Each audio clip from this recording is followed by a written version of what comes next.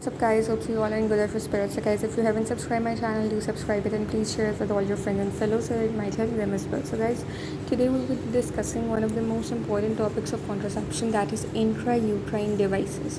Now intrauterine devices are basically ideal for those women who desire for long-term contraception independent of intercourse and where the regular compliance is not required, right? So basically, intrauterine devices can be inserted anytime during the cycles when the pregnancy is excluded, provided the pregnancy is excluded, right? So these intrauterine devices must be inserted in the woman when she is on periods. Okay, keep in mind that it must be inserted in the woman when she is on periods, right? Now, intrauterine devices are contraindicated in case of any pregnancy, in case of any previous pelvic inflammatory disease, in case of any previous ectopic pregnancy, in case of any malformation of uterus, or in case of copper allergy, right? Now, there are two types of intrauterine devices. Now, first type is basically hormonal intrauterine device and second is the copper bearing intrauterine devices, right? So first we would be discussing the most common one and mostly and widely used intrauterine device, that is the copper bearing intrauterine devices, right? So these copper bearing intrauterine devices are somehow like this, right?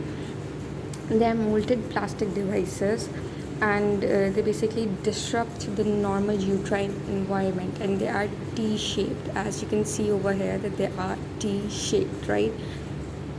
So these are basically extremely effective without using hormones and the effectivity is up to 99.2%. Now if we compare these copper bearing intrauterine devices with the hormonal intrauterine devices like progesterone is a hormonal bearing intrauterine device, right? So copper T has an average duration of contraception of 10 years, whereas progesterone has an average duration of contraception of 1 year. The copper T intrauterine devices show an effectivity of up to 99.2%, whereas progesterone shows an effectivity of up to 98%. So that means that copper T has more effectivity and has more duration of contraception, right? So it is of much more importance as compared to the hormonal one. Progesterone basically is a combination method of intrauterine device and hormonal effect, right? So progesterone secretes low dose progesterone and so it acts through its hormonal mechanism along with the intrauterine device effect, whereas copper T has no hormonal effect and is totally dependent upon its own intrauterine device effect, right? Now if we discuss about the mechanism of action of both of them individually, starting with the mechanism of action of copper T. So copper T basically acts as a spermicide due to its copper content that is spermicidal in nature, right?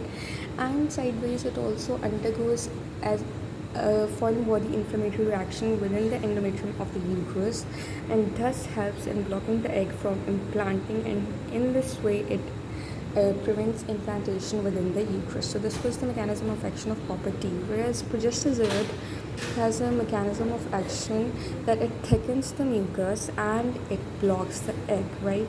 So these were the mechanism of actions of both of these types of intrauterine devices. Hope you have understood. Now if I briefly discuss the side effects of intrauterine devices, so firstly it causes increased menstrual blood loss. Sideways it causes increased dysmenorrhea. It can cause any intrauterine device expulsion. It can cause any pregnancy. Mostly intrauterine devices don't cause pregnancy, right? And if they cause, the pregnancy is always ectopic in nature. So if intrauterine devices cause this ectopic pregnancies, the intrauterine device must be excluded before 12 months, okay? Then it can cause any pelvic infection.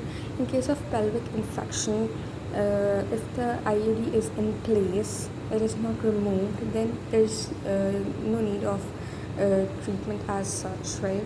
Just get them penicillins.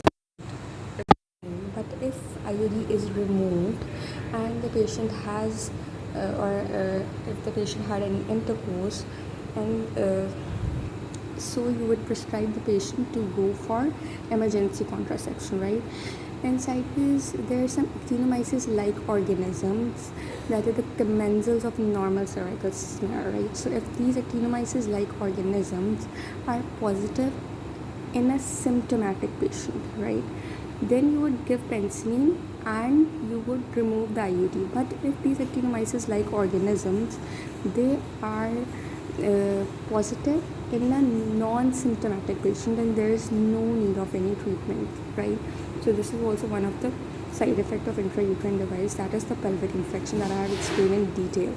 Then the last side effect that I would like to share is that it can cause uterine perforation. This side effect is uncommon, but the risk factors for this side effect include that the clinician might be incompetent, or the patient might be on breastfeeding, or she might be less than 6 months postpartum, right? So these are the risk factors. If I talk about the presentation of the patient, so the thread might be missing, right? When she presents with her complaint, the thread might be missing.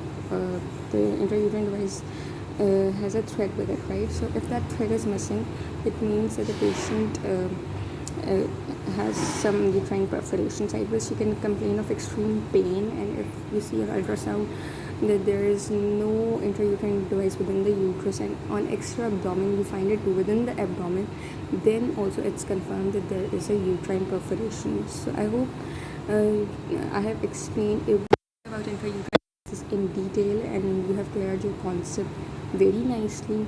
Hope you have understood. Thanks for watching.